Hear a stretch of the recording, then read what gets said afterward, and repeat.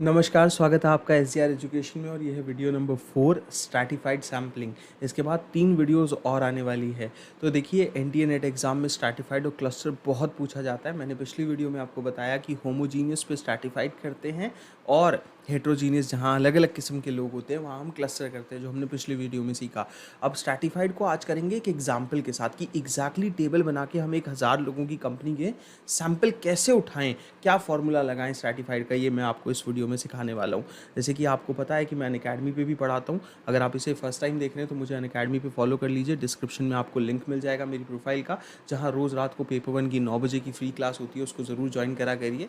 और साथ ही साथ आप चैनल को सब्सक्राइब कर लेंगे तो आपको कम्युनिटी पोस्ट में हर वीडियो का लिंक भी मिल जाएगा, या फिर टेलीग्राम ग्रुप ज्वाइन कर लीजिए, जो सभी लोगों के लिए जो है एक फ्री ग्रुप है, जिसमें आपको सभी क्लासेस के लिंक और पीडीएफ मिल जाते हैं। तो देखिए, एमसीक्यू बैच आने वाले हैं अनअकैडमी प्लस पे, जो अनअकैडमी का पेड सब्सक्रिप्शन है, जहाँ पर आप ज्योग्राफी और कॉमर्स और पॉलिटिकल साइंस के साथ पेपर 1 पढ़ सकते हैं। पेपर 1 मैं आपको पढ़ाऊंगा शाम 6 बजे की क्लासेस में, और ज्योग्राफी और जो कॉमर्स है, पॉलिटिकल साइंस है, ये आपको आपके एजुकेटर्स पढ़ाएंगे, सब्जेक्ट के एजुकेटर्स। तो आप अनअकैडमी प्लस को अगर ज्वाइन करना चाहते हैं तो नवीन साक लाइव कोड आप यूज़ कर सकते हैं, जिससे कि आपको डिस्काउंट मिलेगा। या फिर अगर आप किसी फ्री क्लास को भी अनलॉक करना चाहते हैं तो इस कोड का यूज़ करिए। स्ट्रैटिफाइड क्या होता है? देखिए, जहाँ पर हम पॉपुलेशन को छोटे छोटे भागों में बांटते हैं, और भागों में बांटने को कहते हैं कि स्ट्रैटा में बांटते हैं। तो जब हम स्ट्रैटिफाइड रैंडम सैम्पलिंग यूज़ करते हैं तो पहली शर्त तो है कि डेटा होमोजीनियस होना चाहिए, एक जैसे लोग हों, या आप पॉपुलेशन को जानते हो तो, और स्मॉल पॉपुलेशन हो। बिग पॉपुलेशन या लार्ज पॉपुलेशन तो आप कहोगे कि आप क्लस्टर यूज़ करें। अगर आप ये कहेंगे कि स्मॉल पॉपुलेशन स्ट्रैटिफाइड यूज़ करें। अगर डेटा बहुत ज़्यादा हेट्रोजीनियस है, अलग अलग किस्म के लोग हैं, क्लस्टर यूज़ करें। अगर डेटा होमोजीनियस है तो स्ट्रैटिफाइड यूज़ करें।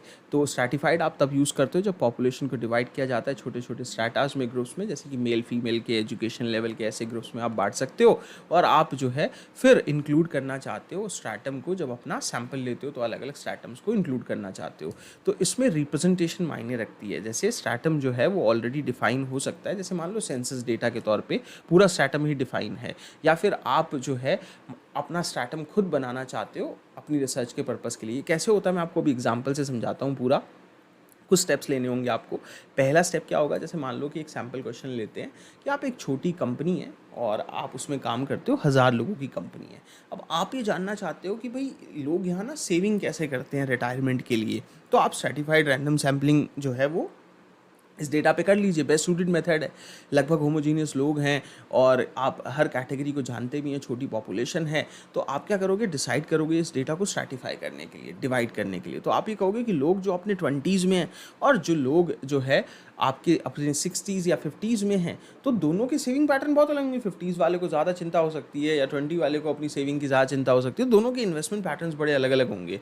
तो 50s वाले लोग, आपको लगेगा कि नहीं, ऐसी सेविंग्स चाहेंगे कि जिसमें उनको फिक्स रिटर्न मिलता रहे। 20 वाले शायद रिस्क लेंगे अपनी उम्र के हिसाब से। तो हम एक टेबल बना लेते हैं और फिर टेबल में एज ग्रुप्स को रिप्रेजेंट करते हैं। तो हम 20 से 29 का एक एज ग्रुप ले लेते हैं, 30 से 39 का, 40 से 49 का, 50 से 59 और 60 प्लस का हम एज ग्रुप ले लेते हैं। अब हम, क्योंकि हम पॉपुलेशन को जानते हैं, स्ट्रैटा में ये बहुत इंपॉर्टेंट बात है, तो हम एक टेबल रिप्रेजेंट कर रहे हैं अपने स्ट्रैटा को डिफाइन करते हुए। तो 160 लोग तो 20 से 29 एज में है हमारी कंपनी में, टोटल 1000 में से 220 जो है वो आपके 30 से 39 की उम्र में है, 40 से 49 की उम्र में 240 लोग हैं, और 50 से 59 की उम्र में 200 लोग हैं, और 60 प्लस 180 लोग हैं हमारे कंपनी में। टोटल 1000 लोगों को हमने इस हिसाब से जो है वो आइडेंटिफाई कर लिया। अब हमें अपना सैम्पल साइज़ डिसाइड करना है। तो मान लीजिए कि हम ये चाहते हैं कि आपको अगर अपना सैम्पल साइज़ जो है हमको नहीं पता, तो हम एक सैम्पल साइज़ ढूंढने के लिए हम अज्यूम कर लेते हैं कि भाई 50 बंदों का हम सैम्पल लेंगे इन 1000 बंदों में से। तो स्ट्रैटिफाइड सैम्पलिंग में एक फॉर्मूला लगता है कि sample size of the strata, तो हमारा जो सैम्पल साइज़ हम ले रहे हैं, तो साइज़ एंटायर सैम्पल का क्या है और पॉपुलेशन साइज़ क्या है, और फिर हम कैलकुलेट कर लेंगे कि हम कितने प्रोपोर्शन लेते हैं। कैसे होता है ये ज़रा देखिए, कि हमने एज ली, फिर उसके बाद इंसान आइडेंटिफाई किए किस एज ग्रुप में कितने लोग हैं। टोटल हमारी कंपनी में 1000 लोग हैं, हमको पता है। तो हमें सैम्पल डिसाइड क्या करना है, अब हमको हर कैटेगरी से रेलिवेंट सैम्पल ज़रूर लेना है। कैसे? तो देखिए 50 हमें सैंपल लेना था, 1000 हमारी टोटल पॉपुलेशन थी, जो इस फार्मूला में आपको दिखा कि 50 हमें सैंपल लेना था, 1000 हमारी जो है वो आपकी टोटल पॉपुलेशन थी। अब लेयर साइज अगर हम मल्टीप्लाई कर दें तो हम एक अच्छी रिप्रेजेंटेशन जो है वो ले लेंगे। तो हम यहाँ 160 बंदे हैं, टोटल 1000 लोग हैं कंपनी में, 50 का हमको सैंपल चाहिए, तो ये कितना आ गया? 8 आ गया मल्टीप्लाई करके।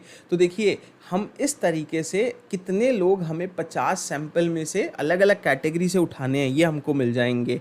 तो 30 से 39 220 लोग हैं, तो 220 को मल्टीप्लाई कर दीजिए 50/1000 से, और फिर यहाँ पर 240 है, तो इस तरीके से। तो करना क्या है कि भाई 8, 11, 12 और 10 ये 9 मिला के जो है वो टोटल 50 हो जाएगा। तो इससे आपने लगभग सब एज के लोगों को अपने सैंपल में ले लिया कि 20 से 29 भी, 30 से 39 भी, 40 से 49 भी, 50 से 59 भी और 60+ भी। और फिर हमने यहाँ पर जो हमें रिप्रेजेंटेशन मिली 8 + 11 + 12 और ये 50 लोगों को हम सैंपल कर देंगे।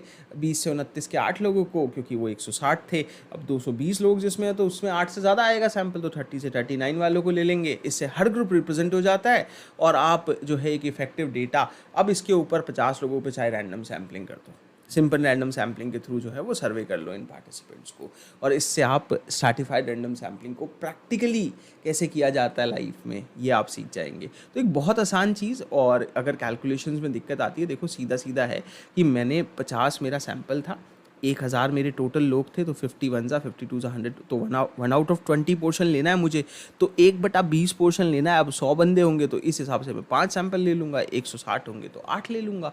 फिर हर किसी में से जो है वो अलग अलग कैटेगरी वाइज में सैंपल उठा लूँगा, और यहाँ पर फिर उन पर सिंपल रैंडम सैम्पलिंग के थ्रू, लॉटरी मेथड के थ्रू, किसी भी तरीके से हम प्रोबेबिलिटी सैम्पलिंग का तरीका सिस्टमैटिक भी यूज़ कर सकते हैं, हम सैंपल कर लेंगे। तो ये प्रैक्टिकल तरीका है स्ट्रैटिफाइड रैंडम सैम्पलिंग को समझने का। बस ये याद रखिए कि कम पॉपुलेशन हो तब यूज़ करनी है, हर कैटेगरी को रिप्रेजेंट करना होगा। जैसे कभी आपने मिडिल क्लास ले लिया, कभी लोअर क्लास, कभी अपर क्लास ले लिया, चाहे आपने ये एज ग्रुप्स वाला पार्ट ले लिया, और पॉपुलेशन कम हो, होमोजीनियस नेचर की पॉपुलेशन हो, अगर हेट्रोजीनियस तो क्लस्टर, अगर लार्ज पॉपुलेशन तो क्लस्टर, अदरवाइज स्ट्रैटा।